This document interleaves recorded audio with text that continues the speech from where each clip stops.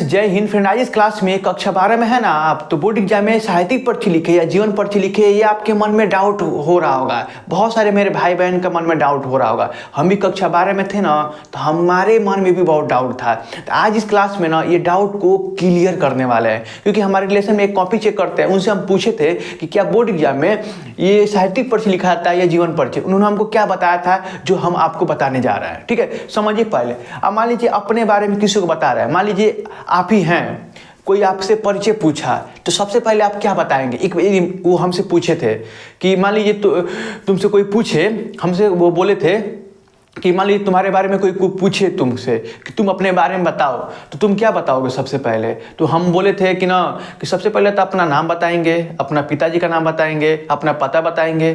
तो वही से वो भी बोले थे कि सबसे पहले ना अपना कार्य बताने से पहले सबसे पहले अपने जीवन के बारे में बताया जाता है। समझ में आ गया ना क्या कहना चाह रहे हैं।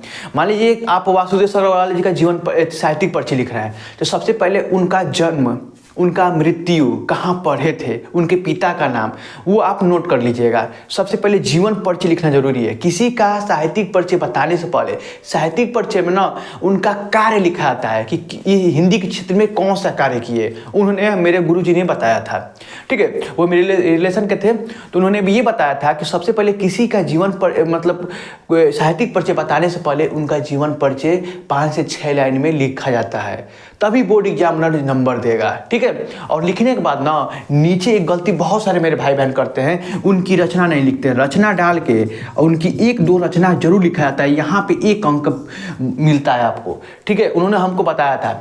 देखिए उनको पता है, सबको पता होता है कि जीवन पर्ची लिख कर आना है, साहित्यिक पर्ची लिख कर आना है, बट ये नहीं पता होता है कैसे लिख कर आना है। देखिए अभी आज क्लास में ये भी बताने वाले हैं कि कैसे लिखाया जाएगा। तो सबसे पहले आप किसी का साहित्यिक परिचय बता रहे हैं, तो जीवन परिचय हेडिंग डालिएगा ऐसे, जीवन परिचय। तो जीवन परिचय हेडिंग डालिएगा ऐसे। जीवन परिचय हेडिंग डालने के बाद ना उनका नाम, ठीक है, नाम, पिता का नाम, माता का नाम, शिक्षा मतलब शिक्षा का ग्रहण किए, भाषा क्या है, और उनकी मृत्यु। ठीक है, ये इतना लिखने के बाद ना इतना लिख दीजिएगा। उसके बाद डालिएगा साहित्यिक परिचय,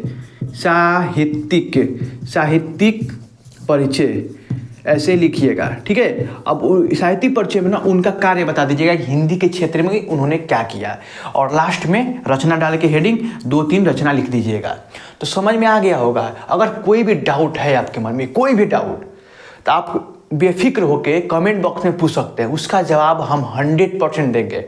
अगर ये वीडियो अच्छा, 49 रुपया में आपको पिछले 10 सालों का पेपर मिल रहा है, और उसके साथ इंपॉर्टेंट क्वेश्चन, इंपॉर्टेंट PDF, और उसके साथ